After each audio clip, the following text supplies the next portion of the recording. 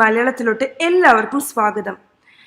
20 മിനിറ്റിനുള്ളിൽ വളരെ സിമ്പിളായിട്ട് ടേസ്റ്റി ആയിട്ടുള്ള ഒരു വെജിറ്റബിൾ റൈസ് എങ്ങനെ ഉണ്ടാക്കിയെടുക്കാൻ നോക്കാം. കുഞ്ഞു കുട്ടികൾക്കും മുതിർന്നവർക്കും ഒരേപോലെ ഇഷ്ടപ്പെടുന്ന ഒരു റെസിപ്പിയാണിത്. അപ്പോൾ ഇതിൻ്റെ ലിസ്റ്റ് ഓഫ് ഇൻഗ്രീഡിയൻസ് താഴെയുള്ള ഡിസ്ക്രിപ്ഷൻ ബോക്സിൽ ഞാൻ ഇട്ടിട്ടുണ്ട്. അപ്പോൾ നമുക്കിത് എങ്ങനെ ഉണ്ടാക്കിയെടുക്കാൻ നോക്കാം. ഒരു പാനിലോട്ട് അല്പം എണ്ണ ഒഴിച്ചു കൊടുക്കാം. ആ എണ്ണ ചൂടായി കഴിയുമ്പോൾ 1/4 ടീസ്പൂൺ ജീരകം ഇട്ട് കൊടുക്കാം.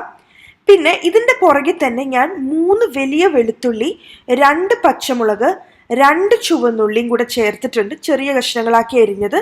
അതൊരു മീഡിയം ഫ്ലെയിമിലിട്ടിട്ട് ജസ്റ്റ് ഒന്ന് സോട്ട് ചെയ്ത് കൊടുക്കാം. അങ്ങനെ സോട്ട് ചെയ്ത് കൊടുത്തതിന് ശേഷം ഞാൻ ഇതിലോട്ട് ഒരു വലിയ ക്യാരറ്റിൻ്റെ പകുതിയാണ് ഞാൻ എടുത്തിരിക്കുന്നത്. അത് ചെറിയ കഷ്ണങ്ങളാക്കി അരിഞ്ഞത്. അതിൻ്റെ കൂടെ തന്നെ 2 കൈപ്പിടി പാലക്കും ചേർത്തിട്ടുണ്ട്. പാലക്കും ചെറുതായിട്ട് അരിഞ്ഞതാണ്. അതും കൂടെ ചേർത്ത് നമുക്കൊന്ന് ഫ്യൂ സെക്കൻഡ്സ് മീഡിയം ഫ്ലെയിമിലിട്ടൊന്ന് സോട്ട് ചെയ്ത് കൊടുക്കാം. ഇതിൻ്റെ പുറകെ ഞാൻ 1.5 ടേബിൾ സ്പൂൺ മല്ലിപ്പൊടി ചേർക്കുന്നുണ്ട്. ഈ 1.5 ടേബിൾ സ്പൂൺ മല്ലിപ്പൊടി ചേർക്കാൻ കാരണം എന്താണെന്ന് വെച്ചാൽ ഞാൻ ഇതിലോട്ട് 1.5 കപ്പ് അരി ഉപയോഗിച്ചാണ് ഇത് ഉണ്ടാക്കുന്നത്. അതുകൊണ്ട് 1.5 കപ്പ് അരിക്ക് 1.5 ടേബിൾ സ്പൂൺ മല്ലിപ്പൊടി. നിങ്ങൾ 2 കപ്പ് അരിയാണ് ഉപയോഗിക്കണമെങ്കിൽ 2 ടേബിൾ സ്പൂൺ മല്ലിപ്പൊടി എടുക്കണം. അങ്ങനെയാണ് ഇതിൻ്റെ മസാല എടുക്കേണ്ടത്. അതിൻ്റെ കൂടെ തന്നെ ഞാൻ 2 ടേബിൾ സ്പൂൺ ചെറുതായി അരിഞ്ഞ മല്ലിയിലയും കൂടെ ചേർക്കുന്നുണ്ട്. അതും ഫ്യൂ സെക്കൻഡ്സ് ഒന്ന് സോട്ട് ചെയ്ത് കൊടുക്കാം. അതിൻ്റെ പുറകെ ഞാനിവിടെ 1.5 കപ്പ് ബസ്മതി അരി എടുത്തിട്ടുണ്ട്. ഇത് നന്നായിട്ട് കഴുകിയതിന് ശേഷം കുറച്ച് വെള്ളത്തിൽ ഞാനൊരു 20-25 മിനിറ്റ് സോക്ക് ചെയ്തിട്ട് ആ വെള്ളം ഡ്രെയിൻ ചെയ്ത് കളഞ്ഞെടുത്ത് 1.5 കപ്പ് ബസ്മതി റൈസാണിത്. അത് ഇങ്ങനെ ഇട്ടിട്ട് വളരെ ലോ ഫ്ലെയിമിലിട്ടിട്ട് ഒരു 2-3 മിനിറ്റ് ഇതേപോലെ ഒന്ന് ചെയ്തെടുക്കാം. ഓക്കെ, ജസ്റ്റ് ഒന്ന് സോട്ട് ചെയ്തെടുക്കാം. അപ്പോൾ പണ്ടൊക്കെ ഞാൻ ആദ്യം തിളച്ച വെള്ളം ഒഴിച്ചതിന് ശേഷമായിരുന്നു ഞാൻ അരി ഇടാറ്.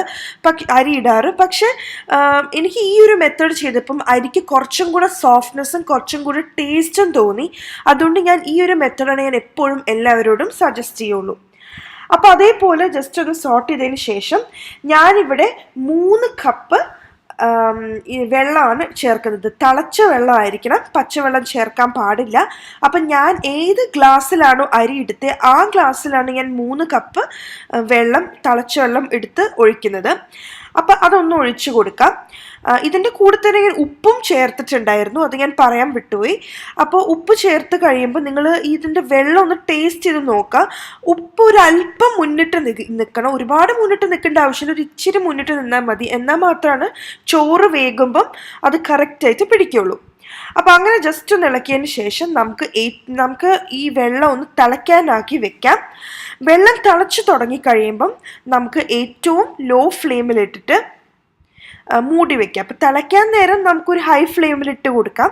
അപ്പോൾ തിളച്ച് തുടങ്ങുമ്പോഴാണ് നമ്മൾ ഏറ്റവും ലോ ഫ്ലെയിമിലിട്ടിട്ട് നമ്മൾ ഈ ലിഡ് വെച്ച് മൂടി വയ്ക്കുന്നത്. അപ്പോൾ അതൊരു 10-15 മിനിറ്റ് എങ്കിലും എടുക്കും, ചിലപ്പോൾ ഒരു ഇച്ചിരിയും കൂടെ സമയം എടുക്കും. അപ്പോൾ ഒരു 10 മിനിറ്റിൽ 12 മിനിറ്റ് ആകുമ്പോൾ തുറന്ന് നോക്കാം. അത് ഓക്കെ ആണെങ്കിൽ, അതായത് വെള്ളത്തിൻ്റെ അംശം ഒന്നും കാണുന്നില്ലെങ്കിൽ നമുക്ക് അത് റെഡി ആയെന്ന് അർത്ഥം. അപ്പോൾ ഇപ്പോൾ എനിക്കൊരു 14 മിനിറ്റ് കഴിഞ്ഞപ്പം എൻ്റെ അരി ഇതുപോലെ ഇരിക്കുന്നുണ്ട്.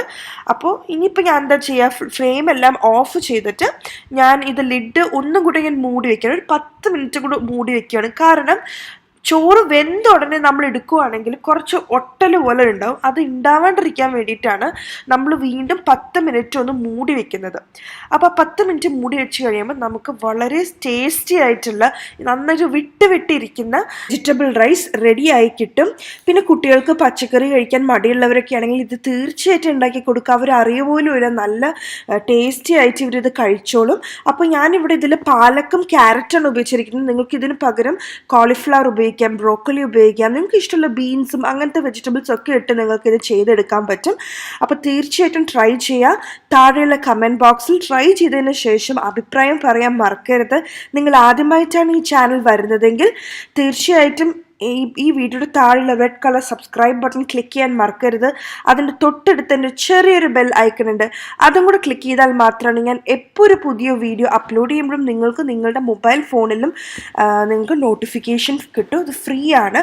അതുപോലെ തന്നെ നിങ്ങൾക്ക് ഈ വീഡിയോ ഇഷ്ടപ്പെട്ടിട്ടുണ്ടെങ്കിൽ തീർച്ചയായിട്ടും ലൈക്ക് ചെയ്യാനും ഷെയർ ചെയ്യാനും മറക്കരുത്. Thank you so much for watching. By.